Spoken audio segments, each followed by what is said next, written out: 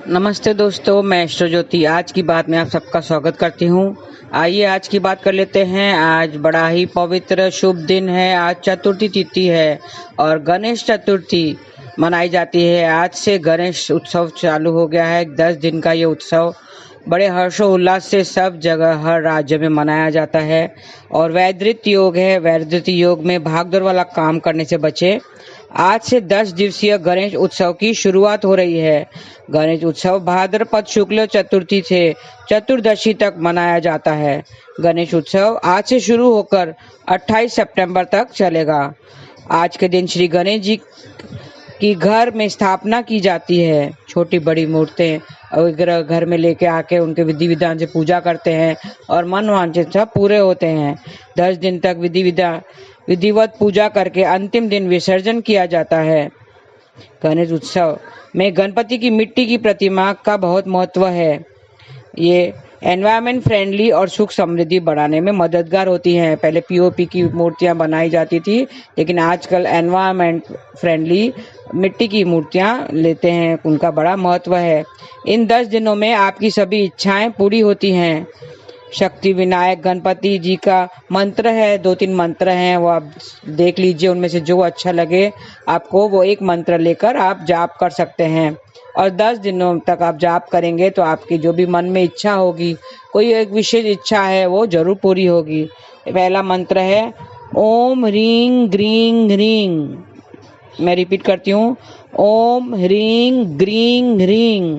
ऐसे आप जाप कीजिए। इससे आप राजनीतिक और खेल के क्षेत्र में सफलता पा सकते हैं। और मंत्र वैसे तो 4 लाख जप करते हैं, तो आपको जितना करना है आप उसका संकल्प लेके आप उतना कर सकते हैं। चाहे 11,000 बार करें, 1100 बार करें, ठीक है। तो उस हिसाब से आप ये मंत्र जाप कर सकते हैं। पहले संकल्प लेना बहुत ज़रूरी है और फिर मंत्र जब वो फिनिश हो जाए उसके बाद में वो सब गणेश जी को समर्पित कर दीजिए। गणेश मंत्रों का जाप करते समय तुलसी की माला का उपयोग नहीं करना चाहिए। याद रखें, कई लोग ऐसा भूल करते हैं, तुलसी की माला का उपयोग करते हैं। तुलसी की माला गणेश जी के मंत्रों में नहीं ली जाती है, उपयोग नहीं की जाती है। और दूसरा मंत्र है वक्रतुंडाय हुम। वक्रतुंडाय हुम, ऐसा आप जाप कर सकते हैं। इसके जाप से मुसीबतों से छुटकारा मिलता है। तीसरा मंत्र है मेधोलकाय स्वाहा। मेध मतलब दिमाग में जो भी आपके विचार हैं, जो भी हैं, वो सब मन में जो आते हैं वो सब क्लियर हो जाएंगे। तो मेधोलकाय स्वाहा ऐसा आप जाप करें। विद्या प्राप्ति के लिए ये मंत्र का जाप करें, बहुत ही महत्व है इसका। चौथा मंत्र है जो सबको पता होगा, गण गणपते नमः। ये एकदम सरल मंत्र है, तो इसका आप जाप करें, गण गणपते नमः ऐसा आपको जाप करना है। और सफलता के लिए ये मंत्र को जाप करें। ये मंत्र भारी महत्व का है, तो सफलता पाने के लिए ये मंत्र का जाप करें। तो ऐसे ये मंत्र है जो आप करने से आपको इसमें प्यार, पैसा, शोहरत सब मिल सकता है। तो आप मंत्रों का जाप करें, उच्चारण ठीक होना चाहिए। और इस जप से लक्ष्मी जी की कमी नहीं रहती है। लक्ष्मी की कभी घर में कमी नहीं रहती है। तो आप विधि विरह करें। गणपति जी को विघ्नहर्ता कहते हैं, तो आपके सारे विघ्न को हर देगा। और मंत्र जाप करते करते आपको बच्चों की खुशियां भी मिलती हैं। मंचा वर और मंचाई वधु भी मिलती है। तो ऐसा आप करें। गंग गणपते नमः का जाप जरूर करें।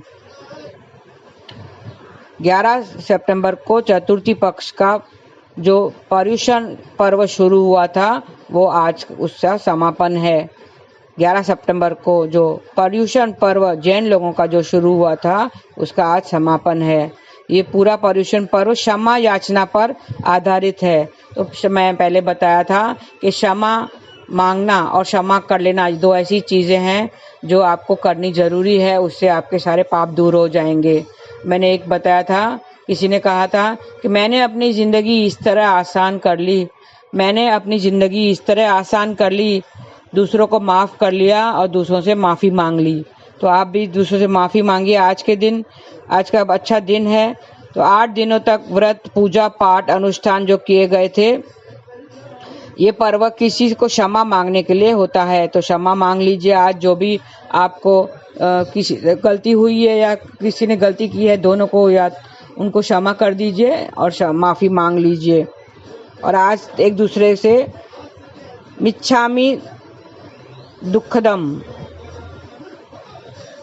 मिच्छामि दुक्कडम, मिच्छामि दुक्कडम शब्द प्राकृतिक भाषा में लिया जाता है। तो ऐसे आप भी कीजिए कि मैं इच्छा रखता हूँ क्षमा मांगने की, मैं क्षमा मांगना चाहता हूँ, मैं क्षमा मांगने का इच्छुक हूँ। तो ऐसे आप सबसे क्षमा मांगिए और आज का दिन व्यतीत कीजिए। और अगर किसी से भूल चूक हो गई हो, गलती हो गई हो, तो उसको भी क्षमा कर दीजिए। गणेश जी के बारे में मैं बताना चाहती हूँ कि गणेश चतुर्थी का व्रत करने से घर परिवार में आ रही विपदा दूर होती है, कई दिनों से रुके मांगलिक कार्य संपन्न होते हैं तथा भगवान श्री गणेश असीम सुखों की प्राप्ति कराते हैं।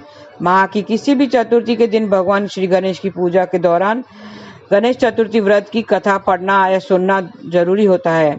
इससे संबंधित 4 प्रचलित कथाएं हैं जो मैं आगे बताऊंगी। पहली आप एक बता देती हूँ, आगे मैं बाकी कथाएं भी बताऊंगी। पौराणिक और प्रचलित श्री गणेश कथा के अनुसार एक बार देवता कई विपदाओं में घिरे थे, तब वह मदद मांगने भगवान शिव के पास आए। उस समय शिव के साथ कार्तिकेय तथा गणेश जी भी बैठे थे। देवताओं की बात सुनकर शिव जी ने कार्तिकेय व गणेश जी से पूछा कि तुम में से कौन देवताओं के कष्ट का निवारण कर सकता है। तब कार्तिकेय व गणेश जी दोनों ही स्वयं को इस कार्य के लिए सक्षम बताया। इस पर भगवान शिव ने दोनों की परीक्षा लेते हुए कहा कि तुम दोनों में से जो सबसे पहले पृथ्वी की परिक्रमा करके आएगा, वही देवताओं की मदद करने जाएगा। भगवान शिव के मुख से यह वचन सुनते ही कार्तिकेय अपने वाहन मोर पर बैठकर पृथ्वी की परिक्रमा के लिए निकल गए, परंतु गणेश जी सोच में पड़ गए कि वह चूहे से ऊपर चढ़कर, जो उसका वाहन चूहा है, गणेश जी का वाहन चूहा महाराज है, तो उसने सोचा कि वह चूहे के ऊपर चढ़कर सारी पृथ्वी की परिक्रमा करेंगे तो इस कार्य में उन्हें बहुत समय लग जाएगा। तभी उसे एक उपाय सूझा। गणेश अपने स्थान से उठे और अपने माता पिता की 7 बार परिक्रमा करके वापस लौट गए।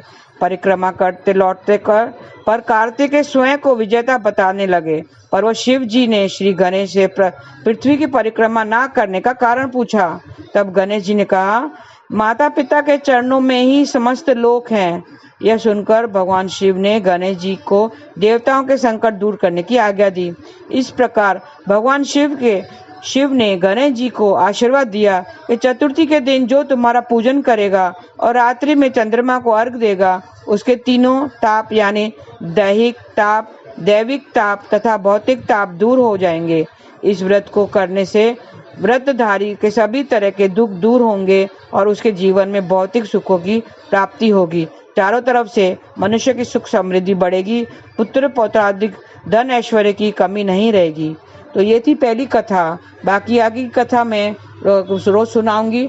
आप मेरा वीडियो सुनते रहिए, देखते रहिए और सब्सक्राइब अगर नहीं किया हो तो सब्सक्राइब कर लीजिए। और अगर अच्छा लगे तो लाइक का बटन जरूर दबाएं और शेयर भी जरूर करें ताकि दूसरों भी इस कथाओं का लाभ उठा सके। आप सबको श्री गणेश चतुर्थी की, गणेश उत्सव की करोड़ों करोड़ों बधाइयाँ हों। गणपते नमः। आज के लिए इतना ही। आपका दिन शुभ रहे। हरे कृष्णा।